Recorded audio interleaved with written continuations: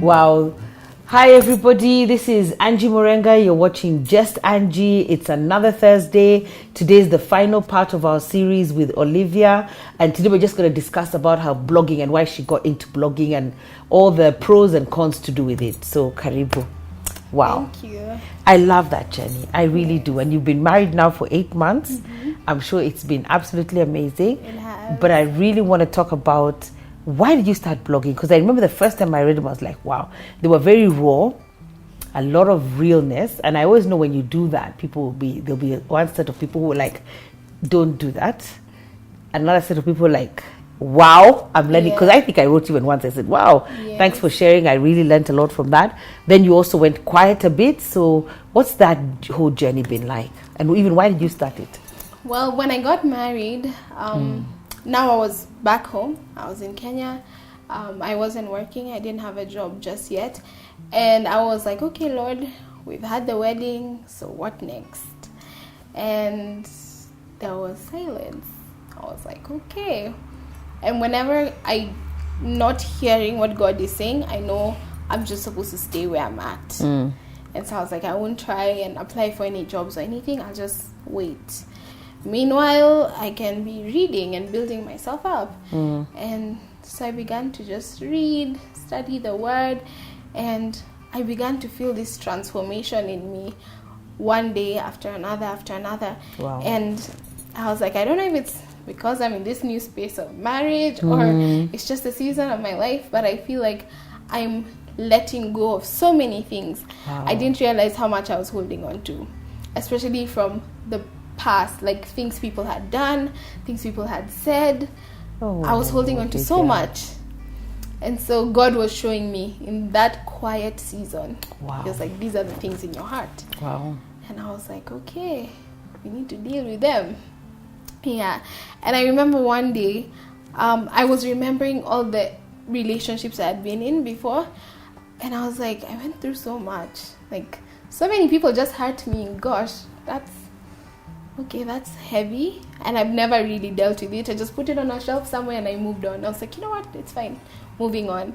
But now I needed to deal with it. And so I started to think about it. And I was like, as much as people have hurt me, I'm sure I've hurt others as well. So God, give me the strength and the grace to see both sides of what happened. So one by one, I began to remember different scenarios, different relationships. And I was like, okay, I need to forgive so-and-so for this. And I need to pray that God would forgive me for doing this to them. I think for some of them, I'd actually asked for forgiveness. And I'm like, if I've hurt you in any way, like even as we part ways, I'm sorry and all that. But I never really realized the extent of what had happened. So now looking back, I was like, okay. And so I began to let go of those people one by one. Wow. And one day I just felt this freedom. Started letting go of the baggage. What I didn't even realize how much I'd been carrying, and I was like, wow. I feel so good. This is living now. Wow. Yeah. So I was like, okay. Then I started thinking about my relationship, and I was like, how much of my relationship am I ready to put on social media? Like, yeah, I've just gotten married. It's exciting and all that, but how much do I want to share? How much do I want to give to myself? And I was like, I don't think I want to share anything. Like, let me just enjoy my life in this little bubble. And then God rebuked me and told me, you know, when you were trusting me for a husband, you didn't shy away from sharing it with anyone. Everyone knew you are trusting me for a husband. And now that the blessing has come, you want to keep it to yourself. No. Wow. And I was like, shame on me for even thinking that. About like, this is not just about me. No, this is bigger. This is for God's glory, and so I need to share. And so I was like, okay, but sharing means being vulnerable. Wow. Means letting people in, being open to criticism, both positive and negative. And I was like, am I ready? But the more I thought about it, the more I realized I actually am. This freedom, this newfound freedom that I had was everything. And I was like, okay, God, just lead me and I'll do what you ask me to do. And did you have to ask Kevin? Yes. so I did. But even before that, I was like, I don't exactly know what God needs me to share. So before I even talk to Kevin about it, let me understand where God is taking me. And years ago, when I first started working at my journalism job, I started a blog, and I used to blog every day for a few months, and it was just about life, random things. But then I stopped because I wasn't sure where it was going, and so for like 5 years I didn't do anything with that blog. And so then I started feeling like it's time to write again. So I wondered, should I revive my blog? Should I start a new one? What is this? And God said, begin with social media. Just share on Instagram and Facebook. And I was like, okay, what am I sharing? He's like, your life. And your journey. Yes, just your journey. And I was like, okay. And he said, you'll start this weekend. So I was like, okay, what am I writing about? And he said, the first one is about self-image. And I was like, wow. Wow, I remember that was a hard one. Yeah. I know. I was like, that's how we're starting. Okay, let's do it. And so I talked to Kevin at that point, and I was like, this is how I feel God is leading me. And he was so for it. He was like, this is what I always told you to do. Honestly, Kevin, like, what? Yeah, and he was so excited. He's like, let's do this. Let's go for it. And so I began. And I thought it would just be one post, and that was it. Then we move on to the next topic. But as I began to write, I realized, first of all, there's a limit on the number of words you can write on Instagram. I didn't even know that. Didn't know that? And so now my post was too long. So I was like, okay, I'll have to do part 1 and then part 2. Okay, so this is part 1. And that's how it began. And the response was, I didn't expect it. Really? Yeah, so many people reached out. So many girls were telling me, I'm going through the same thing. I totally understand what you're saying. And I was like, oh. So that's ministry now. Yeah. And here I was thinking, I'm just in a season of doing nothing, just reading and just being here. But God was like, no, I can still use your season of rest for you to minister to people. And you see your generation and the generation that you're reaching, they like to see. They like to see, and then they like authenticity. And then they like being practical. Don't tell me things that I cannot apply to my life. So all that was in the blog. And then you're meeting them where they're at. They're on Facebook and Instagram. So I just began to share.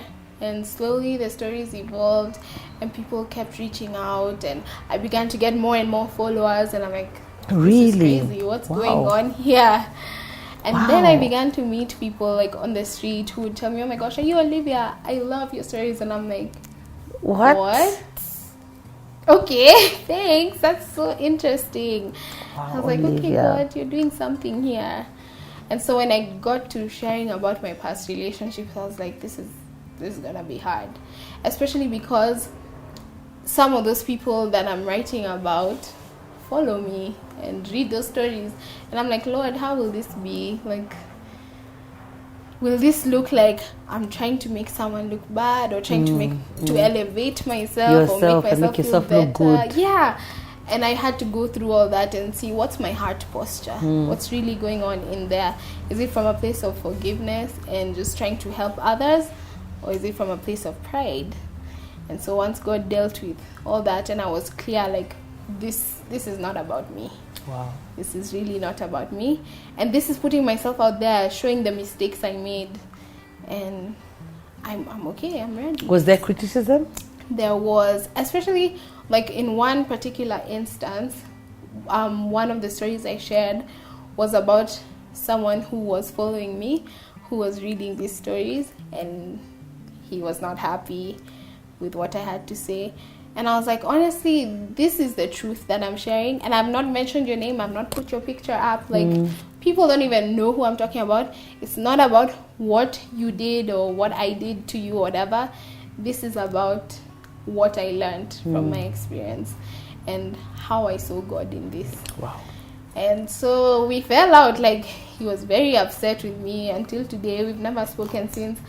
And that really hurt me, because I'm like, I really don't like not getting along with people. Even if you're my ex or my former friend or whatever you are, I still want us to be okay. You know, like if we see each other on the street, I want us to be able to say hi. Yeah. And I was like, you know what? That can happen with everyone. Like, it's okay. at least I know that I'm coming from a place of love. Yeah, like, and that's a good lesson to learn. Yeah. And so I was able to let it go and just keep writing and keep moving forward. And wow. Yeah. And then why did you take a break, and what do you think it's going to morph into? Because I feel like this is ministry for you. This is ministry at another level. Yes. You used to go out there with Life Ministry at Kubamba, and then I think that's why you went to Bible school, because when you were wondering why, I guess to get more skills and more skill set into what you're doing. But what do you think this is going to grow into or morph into? Well, I was in the middle of sharing my journey career-wise and into ministry and how I thought I would become this, and now God has taken me on this journey. But as I was writing, I began to realize I don't even know where I'm going just yet. I'm so actually in a place of, where is this going? So I can't even write about this just yet. Yes. And so I had to take a pause, and God told me, just continue to seek me first before you share. And I was like, okay, but I've already started this series. Oh my God. He's like, no, it's okay. Just pause it. And when it's time, you'll continue. So honestly, where it's going, I have no idea. Wow. But I know that God has given me a heart for young people. And I just want to share my life and my heart and everything that God has taught me. Wow. And just see generations change. And transform. Yeah. Wow. And so I'm sure you have both men and women follow you. Are there more women? Yes, more women, definitely. Yeah, which is okay. Be comfortable with that, because I think it's who has God called you to, and that's what you need to do. Who has He called you to? And then I like it. Just pace yourself, remember? And take it one step at a time and see. And I think even when He does things like that, like stop, start, it's for you to be obedient. Because I think it's Isaiah 1:19. It says, if you're obedient and willing, then you'll eat the fruit of the land. So for me, I've learned that obedience plus willingness equals fruitfulness. So if you want to see fruit, it's by being obedient and being willing as to what He wants you to do. So part of it is that. Like, I've got a lot to say, but He says stop. So He's the one who says start, and He's the one who says stop. He's actually the one who determines the pace. And if you learn to obey Him, there will be more fruitfulness than if you just go ahead and run ahead and just do what you want to do. Or maybe that He spoke once. I'm always thinking about Abraham. The fact that Abraham had been told to take his son Isaac to sacrifice him. If Abraham had stayed there, he would have killed his son. Yes. Because that was the plan. But when he got there and he had the knife up, then God said, stop. So it's always taught me that at every stage you have to hear God. There's also a flexibility that I learned from Abraham, and even from your story, that there has to be a flexibility. Like, whatever God's voice is saying, it doesn't have to make logical sense. Yes. You just have to flow with His flexibility, and you have to hear His voice. And you have to know His voice so that in this process you can trust. Because if Abraham did not know the voice of God, he'd have killed his son. Indeed. Yes. And so that's where I'm at. Wow. Still on this journey and loving it. Wow. Yes. And loving the 8 months of being married. Oh, yes. Wow. Oh, and you're having so much fun. I'm so excited with you. Any kind of parting shots that you want to speak to our audience or somebody out there who's watching you? Yes, I think one of the biggest lessons that I've learned is don't compare your journey to anyone else's. Wow. God has a set path for you. He knows what's good for you. He knows the different seasons that you're going to go through. So just trust Him. Yes, celebrate with others when they're on their path. You can cry with others when they're crying. But remember, your journey is yours. And just trust God through the process. He'll never let you down. Wow, that's so powerful. I really hope you've enjoyed the series. I have. I've really enjoyed the series. I look forward because I like watching them again when they come up and they're uploaded, because I just learned so much, and your story is so impactful, and I've got a feeling that you'll be back just so that we can now expound maybe on the blog and see what God does with you in ministry and with Kevin. And thank God for choosing the right man. I'm so glad about that. And just very happy for the season that you're in, and thank you for coming, because you didn't even know what was going to happen, but I'm so glad that you've come and you've communicated out there and you've put yourself out there, Olyvia. I'm really proud of you, and really proud of you, Kevin, as well. Well done for being a good husband. And for all the families that have loved and supported you through this. God bless you greatly. Thank you so much, Pastor Angie. You're so welcome, Olyvia. This has been awesome. My mind is blown away, because I didn't even know all the details of that story. I think I just knew snippets of it, but now it's just all come together, and I can't wait to see what God will birth, because I know He's birthing something, and it's for His purpose and for His people. Amen. Amen. So God bless you, and for impacting a generation. Every time we impact the next generation, I'm so excited. Aww. I'm so excited because you can leave a little bit of you in them and show them and guide them. And there are a lot of people who are so lost, but it's so important that we guide them. And I'm so glad that you do. And look at God, the powerful medium of social media. Yes. We thank God. We do. All right. Thank you so much. God bless. Bye.